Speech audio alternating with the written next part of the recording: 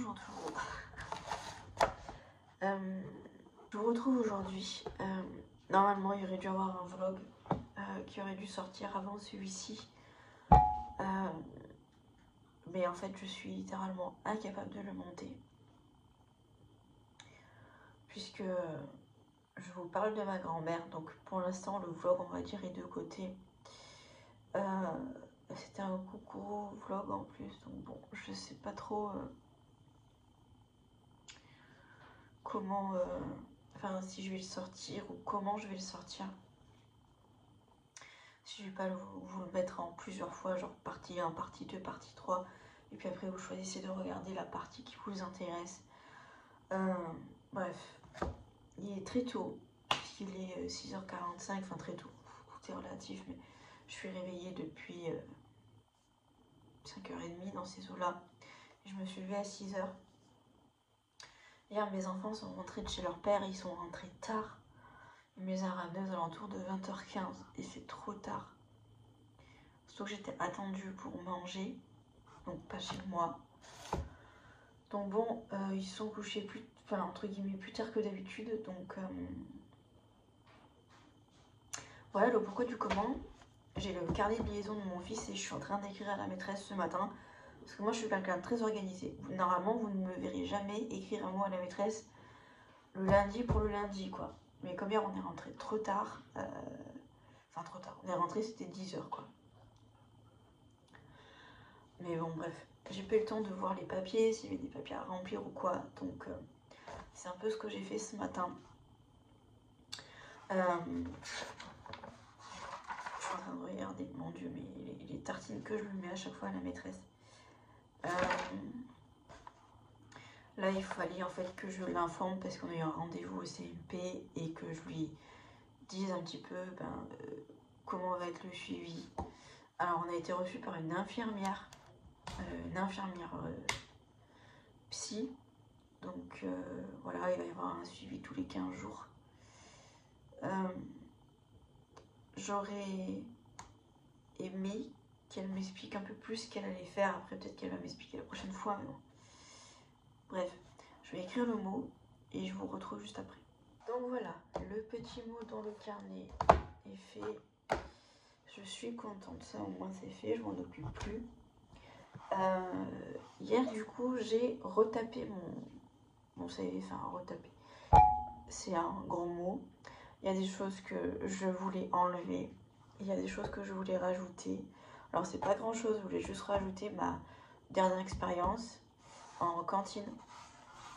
Voilà, parce que j'étais en intérim dans les écoles, j'ai fait un peu de travail en cantine, mais après du coup comme j'ai eu un contrat on va dire en direct et que j'ai vraiment été cantinière, vous voyez, chef de cantine, enfin voilà. Du coup je voulais vraiment le rajouter parce que c'est pas la même chose que d'être en intérim et de faire de la surveillance dans la cour, vous voyez. C'est un truc que j'avais pas rajouté. Donc voilà, c'est chose faite. Il y a des expériences pro que j'ai enlevées parce que j'estime que ça fait trop longtemps. Et en plus, ça se rejoint avec d'autres, comme par exemple en 2016, j'avais travaillé avec l'ADMR. Puis j'ai travaillé, je crois que j'ai travaillé 1 mois, je crois. J'ai fait des ménages et tout. Donc bon, ça j'ai enlevé. D'autant plus que comme j'ai travaillé en cuisine, le ménage, vous inquiétez pas, j'en ai fait à foison. Donc ça se rejoint, donc j'ai enlevé. Puis en plus ça, comme ça date de 2016 et qu'entre temps j'ai pas eu d'expérience dans le ménage, j'ai enlevé. Parce que je me suis dit bon allez hop, ça passe à la trappe. Donc voilà, là au moins j'ai un CV qui est tout propre et qui est, on va dire, entre guillemets d'actualité. Puis voilà, j'avais, en regardant mon CV, j'avais oublié de majuscule et puis mon âge. En fait, si vous voulez, sur mon CV, j'ai mis ma date de naissance et après, entre parenthèses, j'avais mis mon âge. Et en fait, mon âge, j'avais marqué que j'avais 31, alors qu'en fait, bon, maintenant j'en ai 32, puisqu'en fait, mon CV date... quand je l'avais vraiment tout bien refait au propre, je crois que je l'avais fait il y a 1 ou 2 ans. Donc voilà, il y a des trucs voilà, que je n'avais pas trop modifié. Donc voilà, comme ça, moi, c'est fait. Et comme hier, je suis allée chez mes parents, du coup, j'ai imprimé 3 CV, comme ça, au moins, j'en ai sous la main, vous voyez. D'autant plus que j'ai un rendez-vous mardi après-midi avec France Travail. Enfin oui, France Travail et surtout Cap Emploi. C'est une espèce de réunion. Voilà, pour moi, cette réunion, encore une fois, elle ne va rien m'apporter, mais écoutez, on peut être surpris. Disons que le premier créneau qu'elle m'avait bloqué me correspondait mieux, sauf que je ne pouvais pas parce que mon fils avait un rendez-vous. Donc, on a rebloqué une autre date parce qu'il fallait au moins qu'on se voit. Aïe! Il fallait au moins qu'on se voit pour pouvoir derrière avoir un rendez-vous physique que toutes les deux lundi prochain. Une semaine, les gars. Je vais essayer de ne pas pleurer. Mais lundi prochain, j'ai rendez-vous pour mon fils. C'est un rendez-vous sur la journée du coup, puisque on a rendez-vous avec une neuropsy.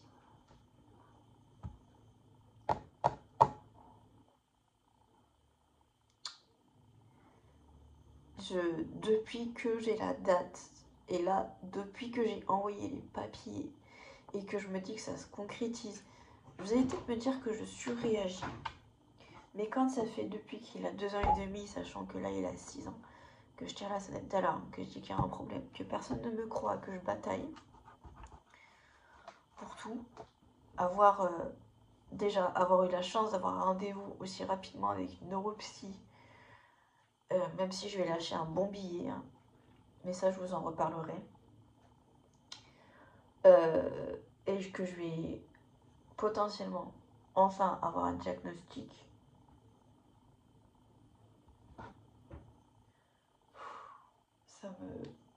Ça m'émeut les gars, ça m'émeut beaucoup. Bref. Donc voilà, une semaine les gars à tenir, sachant que dimanche, j'ai ma formation magnétisme niveau 2. Et j'ai trop hâte. J'ai trop hâte. J'ai l'impression que notre groupe est pas top, entre guillemets, parce qu'il n'y a pas vraiment de communication, on ne discute pas. Contrairement à ma mère, vous voyez, qui est dans un bon groupe, parce qu'il continue de s'échanger des trucs et tout sur le groupe. Moi, clairement, mon groupe, il est mort. Et ça me frustre, parce que j'aurais envie de partager plein de trucs sur le groupe, mais en fait, il n'y a pas de réponse, quoi. Donc, en fait, j'arrête de partager, quoi. Bref, peut-être qu'après le niveau 2, les gens vont se réveiller, ils vont vouloir partager. Et j'espère que cette fois-ci, parce que pour le niveau 1, j'ai trouvé que le groupe était pas trop homogène. Et j'ai trouvé que les gens étaient curieux, donc c'est bien la curiosité, mais les gens en fait sont pas intéressés de creuser plus loin. Il y avait même une personne qui était pas du tout là-dedans. Je sais même pas ce qu'elle faisait là, elle, mais bon, bref, c'est pas grave. Donc, quand vous êtes déjà dans le magnétisme, que c'est un truc qui vous parle, que ça vous branche de ouf, et que vous vous retrouvez face à des personnes qui sont soit très sceptiques, soit des personnes qui sont juste curieuses, mais vous sentez en fait que ça ne va pas aller plus loin, et que derrière, après, moi j'ai posté des trucs sur le groupe et que j'ai pas eu de réponse, et que les gens me répondaient pas.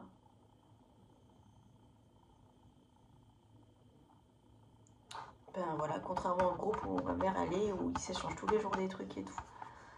Et je trouve ça trop génial. Bref, c'est pas grave. Voilà. Donc j'ai trop hâte. Donc du coup, c'est sur la journée, le dimanche. Et on va faire un repas partagé. Donc je pense que moi, je vais faire un taboulé. Un taboulé mexicain, j'aimerais bien. Ça change un peu. Donc je vais faire ça. Faut que je regarde les ingrédients qu'il faut. Rose vous dit bonjour. Elle est intenable parce que en fait, elle veut que je lui donne des nouvelles croquettes. Donc vous inquiétez pas, elle a des croquettes dans la gamelle, mais c'est juste que il va falloir que je mette 2 ou 3 croquettes pour la motiver à manger les dernières. Hein? Un Mimi? Oui, c'est à toi que je parle. Et encore, j'ai de la chance parce que voilà, j'ai parlé trop vite. Elle vient de renverser. Putain. Elle vient de renverser un verre d'eau. Voilà, c'est rose, tout craché. Voilà. Ça, c'est. Oh putain, c'est vraiment son truc de faire ça.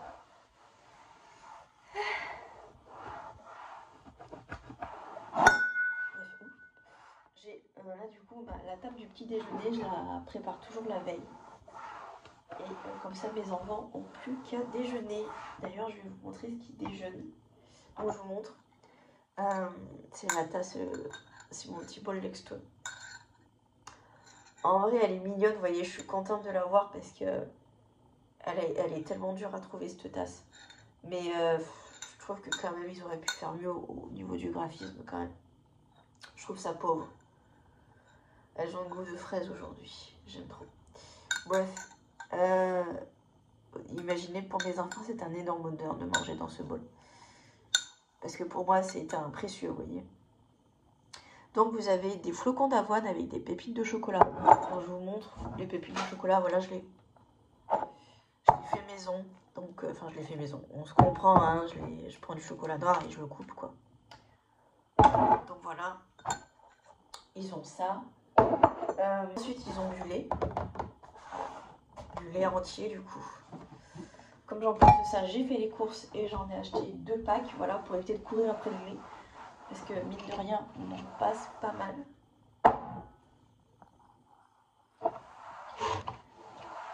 Hop. Et je vous montre, j'ai fait mes yaourts.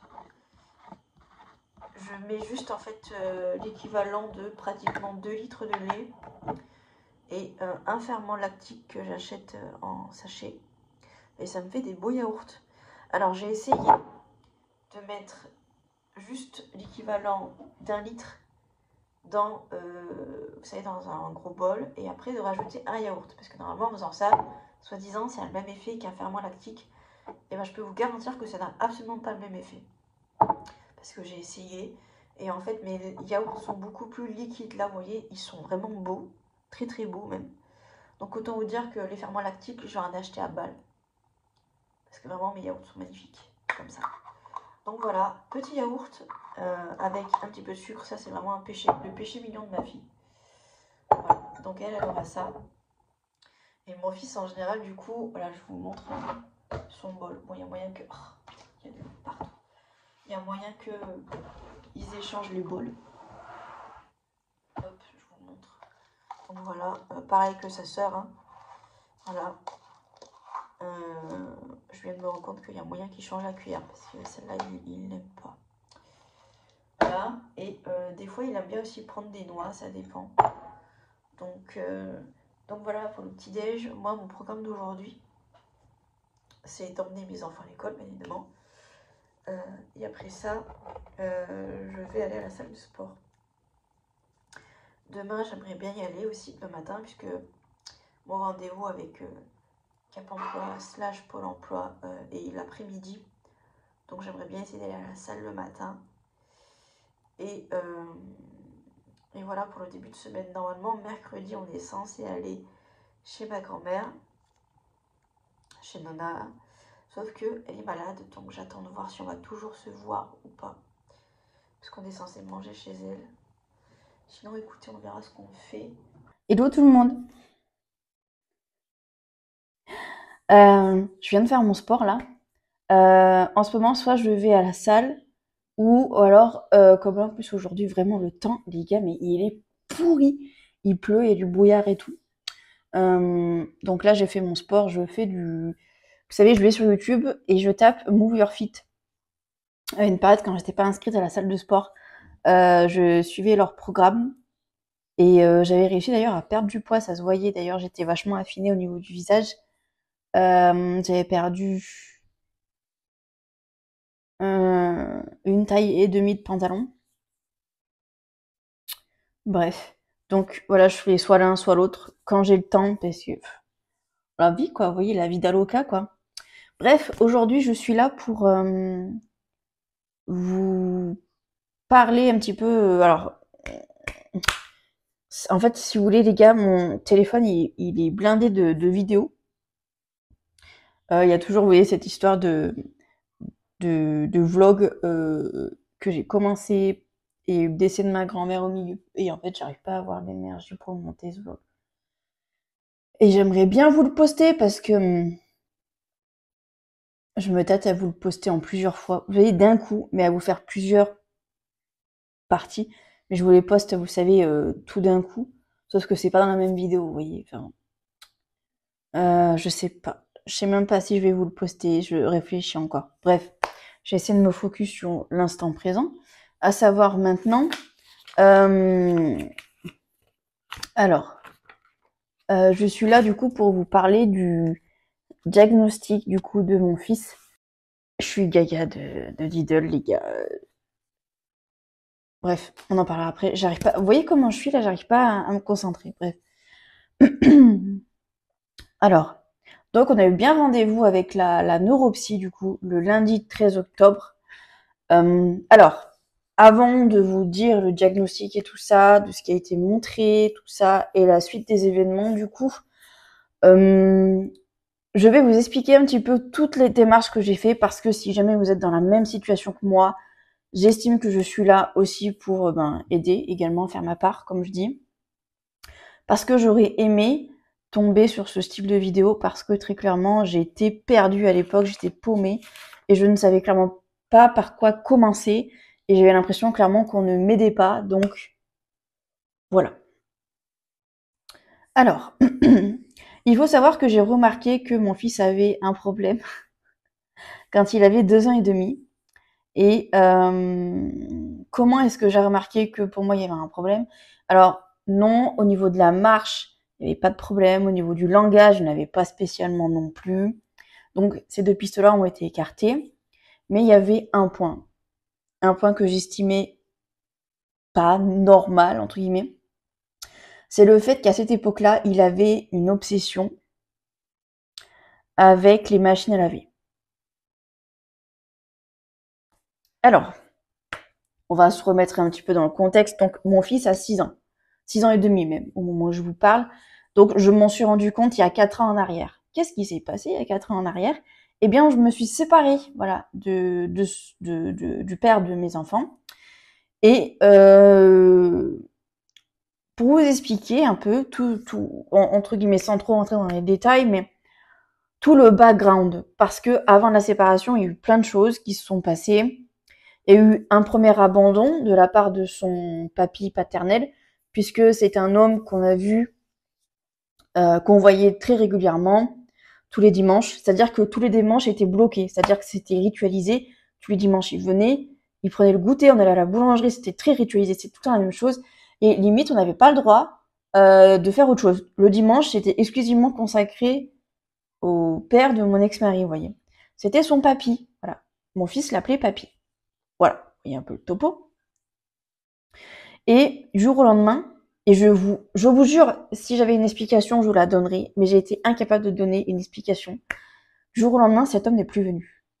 Et quand je vous dis il n'est plus venu, c'est-à-dire que de base, il ne s'est rien passé. Enfin, il s'est un peu embrouillé avec mon ex-mari, mais c'était pas une énorme embrouille. Ils se sont pas tapés dessus. C'était pas, voilà, il y a juste eu un désaccord. Rien de dramatique. Et à partir de ce jour-là, il est parti normal, il nous a dit au revoir normal, il n'y a pas eu de eh ben moi je coupe les ponts, quoi, rien du tout. Il est parti normal le mec. Et à partir de ce jour-là, il n'est plus jamais venu. Il n'est plus jamais venu. Il n'a plus jamais donné de nouvelles. Euh, Soi-disant, mon ex-mari a essayé de le contacter, il répondait pas. Vous savez, même maintenant, à l'actuel, je ne sais pas ce qui est vrai, je ne sais pas ce qu'il faut.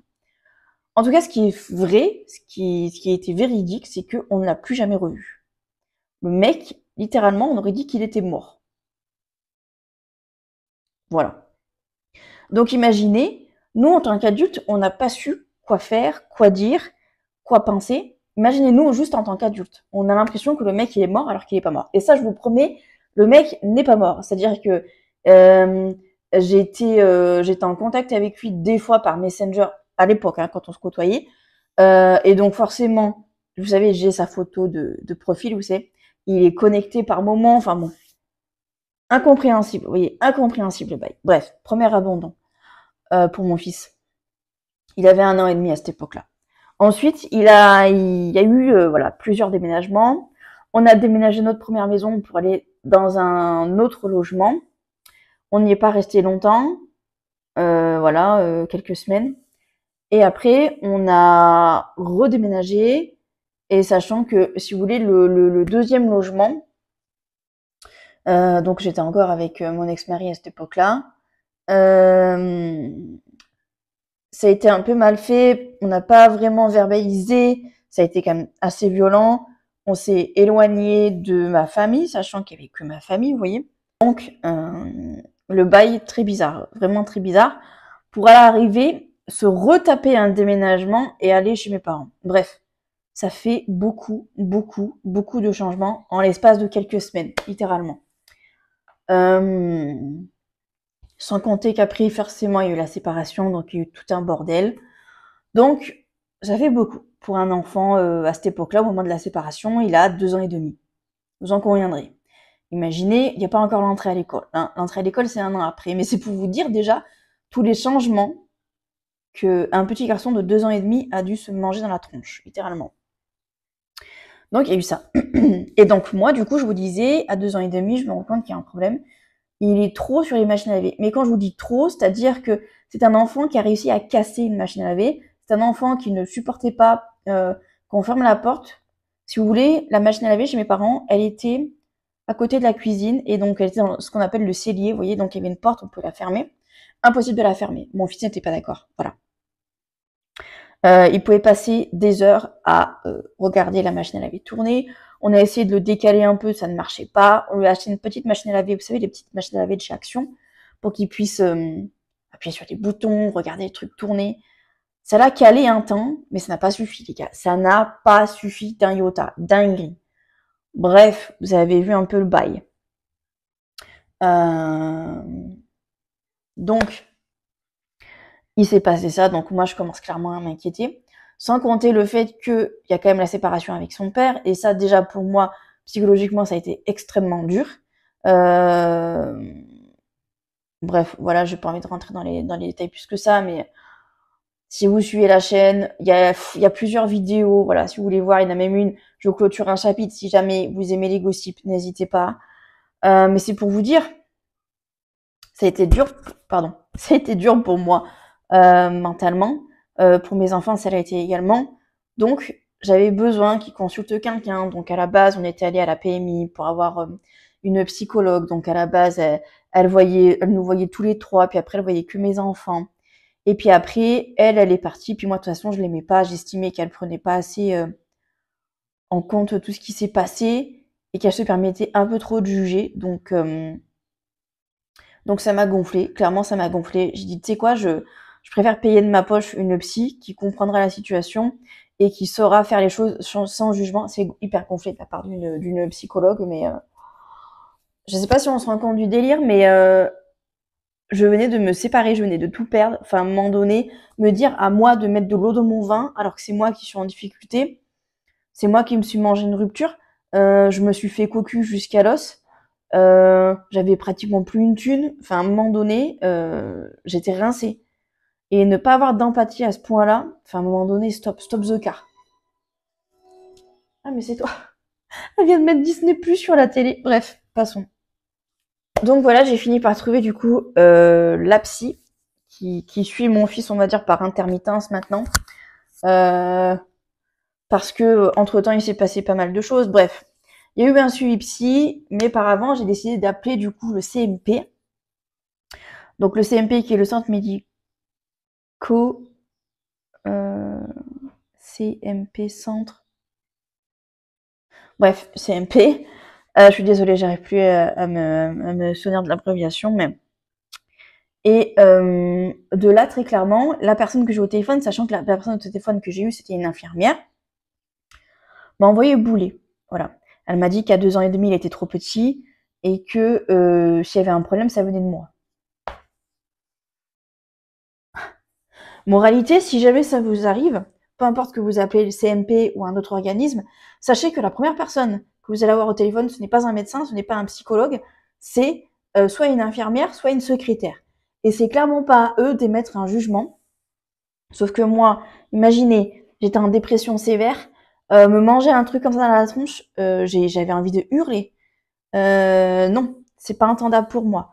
Vous dites pas ça à une mère qui essaye de se démener parce que on est à même, au mieux, on connaît au mieux nos enfants. Genre, il n'y a pas de demi-mesure, il n'y a pas de, vous voyez, on connaît nos enfants. Il n'y a pas de curseur, vous voyez.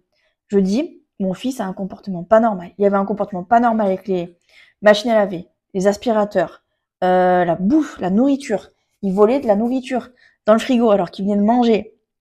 Il passait son temps à ouvrir le frigo, à prendre des affaires, à avoir un peu un comportement de boulimique. C'est quand même des faits qui, à 2 ans et demi, je suis désolée, ne sont pas normales. À un moment donné, faut écouter, je sais pas, il faut se laver les oreilles.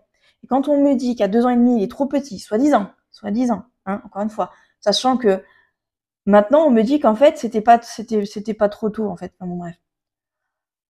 Et qu'on me dit qu'en gros, le problème vient de moi. Et que c'est moi qui dois me faire suivre. Sachant que j'avais pas de moyen de garde à l'époque. Comment je fais? Admettons, effectivement, c'est vrai, j'aurais eu besoin d'un suivi psy. Ça, on est bien d'accord. Ce qui a été fait après pour ma part. Mais on n'a pas à me dire ça, je suis désolée. C'est terrible de se prendre. On peut dire oui, la France de Macron et tout, mais ça, ce genre de comportement, ça, les gars, c'est pas la France de Macron, c'est les personnes en elles-mêmes qui ont un problème. Bref. Donc moi, énervée comme pas deux, je laisse tomber parce que j'avais clairement pas l'énergie pour faire ça. Et du coup, je décide, comme je vous ai dit, d'enclencher le suivi psy avec la psy qui suit mon fils. Ok, tout va bien. Enfin, tout va bien. Tout est relatif. Et entre-temps, du coup, mon fils fait sa rentrée à l'école. Donc 1 an après, si vous avez suivi, donc à 3 ans et demi. Bon, là, énorme problème parce qu'on est de nouveau sur un changement. Mon fils n'a jamais été, entre guillemets, gardé par une crèche, une nounou, donc séparation avec moi très difficile. Il avait des problèmes de comportement en première année qu'on a réussi à calmer sur la première année scolaire. La deuxième année, ça allait un peu mieux. La relation avec l'autre était un peu compliquée, mais ça allait, très honnêtement. Et je demande, voilà, comment ça se passe avec les apprentissages et tout ça. On me dit RAS, tout va bien. Et puis, arrive en grande section, et c'est finalement là où ça va basculer. On me dit qu'il y a un problème.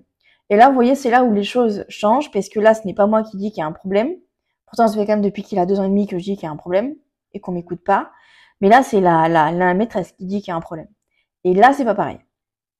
Puisque là, du coup, on commence à me prendre clairement au sérieux. Pas trop, mais un peu quand même.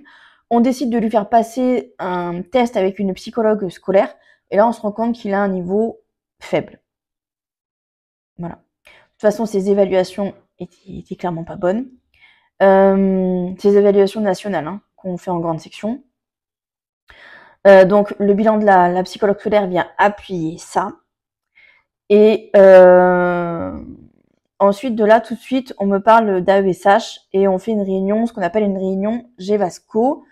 Donc, normalement, il y a une personne référente qui est là. Et en général, il y a la maîtresse et il y a les parents. Pour ma part, il y avait ma mère et moi pour la réunion. Je voulais qu'il y ait une deuxième personne avec moi parce que je voulais pas être la seule à entendre parce que je savais qu'il allait y avoir beaucoup d'infos. Donc, le GEVASCO, il permet de coucher sur papier avec voilà, des tableaux, des questions, bref. Il permet de tout coucher sur papier, de voir un petit peu les difficultés de l'enfant et de voir qu'est-ce qu'on peut mettre en place. Et derrière, qu'est-ce qu'il faut faire, les gars? Il faut faire un dossier MDA. Avant, c'était MDPH, donc la Maison départementale des personnes handicapées. Maintenant, c'est MDA. La Maison départementale de l'autonomie, je crois que c'est. Donc voilà. Donc ça fait depuis le mois de mai que le dossier MDA est sur un coin de ma table. Et il me regarde tous les jours et il me dit, bon, quand est-ce que ça va bouger? Et c'est de là, du coup, on va rentrer dans une autre partie de mon histoire parce que... alors, je ne sais plus qui c'est qui m'a dit qu'il fallait qu'il aille voir un orthoptiste. Il me semble que c'est pendant la réunion GEVASCO. Et de là, du coup, j'ai eu un premier coup de chance parce que j'ai réussi à trouver tout de suite un orthoptiste qui est à environ 20 minutes de la maison. Mais à la limite, faire de la route, ça me dérange pas parce que quand on sait à quel point c'est difficile d'avoir de la place pour le moindre suivi, il n'y a pas de problème. Donc, il me a fait un bilan. L'orthoptiste lui a fait un bilan cet été. Et c'est lui qui m'a dit, je vous conseille d'aller voir une neuropsy. Parce que oui, clairement, il y a un problème. L'orthoptiste, encore une fois, rappuie. Alors, mon fils n'a pas de problème d'audition puisque son audition a été checkée quand il avait 4 ans. Il n'a pas de problème non plus de vue. Ça a été également checké par l'orthoptiste. Donc, tout ça, c'est plié, nickel. Et donc, du coup, depuis septembre, il a un suivi régulier. Alors, en général, c'est 1 fois par semaine. Ça peut aller 1 fois tous les 15 jours, ça dépend. puisque là, du coup, on va passer à peu près une fois tous les 15 jours. Donc voilà, ça c'est le suivi avec l'orthoptiste. Donc l'orthoptiste du coup qui m'a conseillé d'aller voir une neuropsy. Donc moi entre-temps, qu'est-ce que je fais? Parce que j'ai toujours le bilan le bilan, pardon, je vais y arriver. Le dossier MDA qui est sur le coin de ma table. Donc du coup, qu'est-ce que je fais? Je décide de prendre rendez-vous avec mon médecin traitant. Mon médecin traitant ne voulait pas me remplir, on va dire, sa part, parce qu'elle estimait qu'elle avait pas assez de bilan, pas assez de choses sur lesquelles s'appuyer pour pouvoir remplir sa part. Et c'est de là où intervient un premier blocage, parce que du coup, je n'ai pas pu envoyer le dossier MDPH. Au moment où je vous parle, le dossier MDPH, MDA, est toujours sur le coin de mon bureau. Voilà. Alors, à la base, je panique un peu, sachant que j'avais demandé à mon médecin traitant une ordonnance pour un bilan neuropsy, elle n'a pas voulu me faire l'ordonnance. Je lui ai demandé une ordonnance pour un taxi pour mon fils quand il est orthoptiste, parce que pour l'instant, je travaille pas, donc il n'y a pas de problème. Mais si un jour je recommence à travailler, ça va poser problème, comment je vais faire? Elle n'a pas voulu non plus, parce que mon fils n'est pas en ALD, et donc du coup, ça ne sera pas pris en charge. Donc, voilà. Donc voilà, si vous voulez, il y a eu plein de blocages. Je contacte moi de mon côté plusieurs neuropsies sur le secteur. Il y en a une qui me répond et qui, au moment, sur la fin de l'été, me répond et me dit que voilà, elle a un créneau cet automne. J'ai sauté dessus. J'ai sauté dessus. Donc, voilà. Le bilan neuropsy m'a coûté 350 € de ma poche, sachant que c'est le moins cher. Alors, je pense qu'il y a eu une incompréhension parce que moi, à la base, je partais pour un bilan TDAH. Et donc, pour les bilans TDAH, c'est 550 € de votre poche, non remboursés. Alors, vous pouvez demander une aide exceptionnelle à l'assurance maladie, ce que je ne vais pas faire parce que je n'ai pas d'ordonnance médicale. Si vous n'avez pas d'ordonnance médicale, essayez, parce que comme je dis, vous êtes en face d'humains et pas de robots.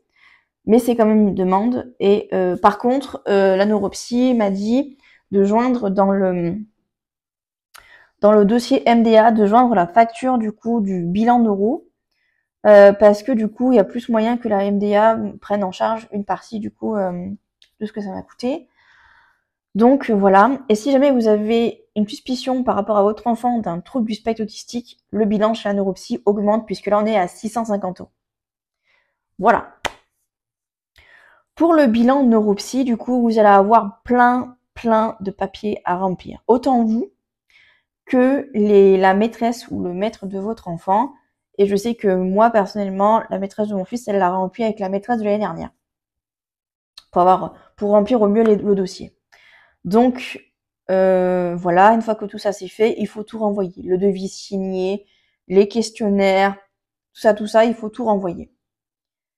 Et donc voilà, on arrive au jour du rendez-vous. Sachant que entre-temps, mon fils est en attente pour un bilan orthophonique, pardon. Et effectivement, la neuropsy a dit que c'était bien, parce qu'il lui fallait clairement un suivi avec une orthophoniste. Et également, en attente pour un bilan avec un psychomotricien au CMP. Croisons les doigts, les gars. Est-ce que ça va être fait ou non? J'en sais rien. Mais clairement, il y a besoin également. Donc voilà. Donc oui, neuropsy, du coup, qu'est-ce que ça a donné tout ça? Du coup, vous avez un premier entretien pendant 1 heure. Nous, on a dépassé, on avait pratiquement 1 h 30, hein, mais vous avez un entretien du coup avec la neuropsy où elle vous pose plein de questions, en plus de tous les questionnaires que vous avez remplis. Et après, pendant 2 heures, votre enfant est avec la neuropsy et elle fait le bilan. Et pour ma part, normalement, j'avais la restitution du bilan à 15 heures le jour même. Et du coup, finalement, il a été décalé à 14h30, le rendez-vous de l'après-midi. Donc, on y retourne. Et du coup, de là, elle nous dit qu'elle ne pourra pas nous donner le compte-rendu écrit aujourd'hui, mais qu'elle nous fera pas parvenir sous 1 semaine, parce qu'elle avait encore trop de questions à creuser et à poser. Parce qu'en fait, en faisant le bilan, elle s'est rendue compte de certaines choses, donc elle a eu besoin d'aller creuser par là et puis par là. Donc, Voilà. Bref, tout ça pour vous dire que j'ai un bilan entre les mains de 19 pages. J'ai un bilan complet qu'il faudra transmettre à la MDA et un bilan plus court à transmettre à l'école, du coup. Le bilan plus court, en fait, ça évite qu'il y ait trop d'informations personnelles sur la vie de l'enfant et tout ça. Et j'ai également, du coup, la facture, on va dire, finale. Voilà. Et donc, mon fils est TDAH++, mais ça, je suis pas étonnée. Et il est également TSA, donc trouble du spectre autistique. Voilà, au vu des différentes choses qu'elle a fait durant le bilan, il y a clairement une suspicion de TSA. Alors pourquoi est-ce que je dis suspicion? Si vous voulez, là, le diagnostic n'est pas encore officiel, puisque là, mon objectif, ça va être d'appeler le CMP et de leur demander un rendez-vous avec le médecin du CMP. Je sais, il va falloir s'accrocher, les gars, parce que je pense que ça va pas être de tout repos. Je vais essayer de les appeler ce matin. J'espère tomber sur une secrétaire compréhensive et qu'elle va pas m'envoyer bouler.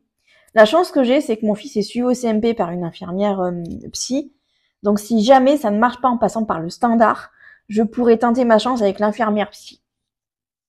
En tout cas, j'espère. Parce que, bref, j'ai pas envie de faire plan sur la comète. Ça me fait un peu peur parce que, je sais pas, j'ai un peu peur de pas réussir à avoir ce rendez-vous. J'espère. Voilà. Voilà un petit peu comment je me sens avec ce diagnostic. Écoutez les gars, je me suis pris un coup de pelle. Ce qui est bien, c'est qu'il y avait son père. Et quand je dis que c'est bien parce que c'est pas moi qui vais devoir lui dire. Là, il a entendu de la part de quelqu'un qui est complètement extérieur à la situation. Donc, ça m'enlève une sacrée charge mentale et je vais pas entendre le reste de ma vie. Je vais pas entendre que j'ai menti, j'ai dit de la merde. Bref, vous voyez un peu le topo. Là, il s'est pris le diagnostic comme moi en pleine face. Donc, ça, c'est très bien. Donc, voilà, les gars. C'est... il s'est passé trop de choses ces derniers mois, les gars. C'est dur. Voilà. Je suis contente.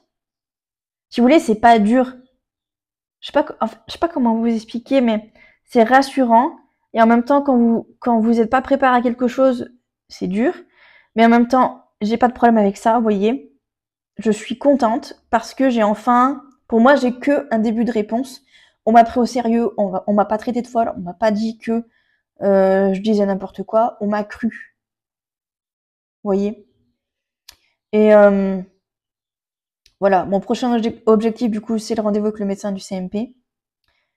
Et il va bientôt avoir 7 ans, et à partir de 7 ans, il peut être suivi par une équipe pluridisciplinaire. Alors, je ne sais pas si au mois de mars, puisque mon fils est du mois de mars, je ne sais pas s'il y aura encore de la place dans cette structure, mais j'attends qu'il ait 7 ans pour pouvoir espérer avoir une place au CPO, je crois que c'est CPO, où là, vous avez toute une équipe pluridisciplinaire qui prend en charge l'enfant, vous n'avez rien à avancer, psychologue, médecin, orthophoniste, psychomotricien, bref, la totale. Sauf que bon, d'ici le mois de mars, là, il y a encore plusieurs mois qui vont s'écouler. Donc, j'espère avoir de la place là-bas, même si ça va me faire déplacer assez loin de chez moi. Mais au moins, il y aura tout là-bas. Voilà. Donc, l'infirmière du CMP, il la voit tous les 15 jours également, le jeudi matin. Voilà. Donc, pour l'instant, il a que ces 2 suivis-là en place, mais c'est déjà pas mal. C'est déjà très bien. Donc voilà.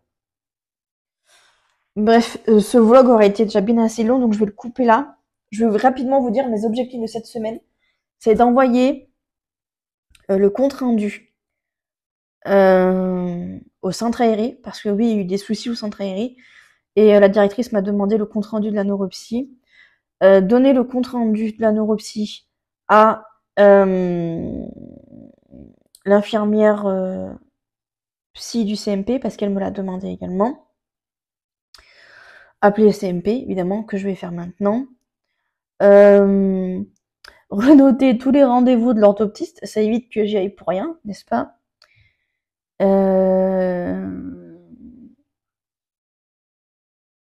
Et oui, il y a ça aussi. Et envoyer un mail à l'orthophoniste que j'ai contacté pour lui envoyer le bilan de la neuropsy, lui dire que mon fils était en attente sur sa liste d'attente et qu'au vu de son bilan, il est important qu'il voie une orthophoniste. Donc si ça peut le faire monter dans la liste d'attente, voilà.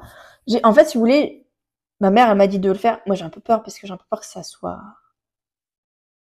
J'ai un peu peur que ça soit... Comment dire? Qu'elle se dise, putain, elle est gonflée, vous voyez. Mais en même temps, je me dis si ça peut le faire monter dans la liste d'attente, vous voyez. Bref. Voilà. Sur ces bonnes paroles, les gars, je vous fais des bisous. Je vous dis à bientôt dans un nouveau vlog. Je sais que là, ces dernières semaines, vous n'avez pas eu de vidéo, même mon short. J'étais un peu dépassée par tous les événements. Donc voilà, je vais essayer de nouveau remettre ça bien d'aplomb. Je vous fais des bisous et à très vite. Bisous tout le monde.